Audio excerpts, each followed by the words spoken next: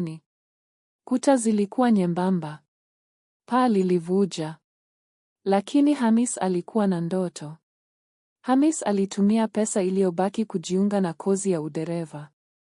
Alijitahidi sana na alipata leseni.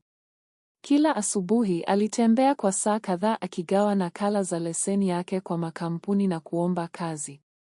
Hakuna nafasi, ofisi nyingi zilisema. Makampuni mengine yaliahidi kumpigia, lakini hawakufanya hivyo. Siku zilisonga. Wiki zikapita. Pesa ya chakula karibu iishe. Tunaweza kuomba unga kwa jirani? Amina aliuliza jioni moja. Watoto wana njaa. Hamis alitikisa kichwa kimya kimya akiwa na aibu.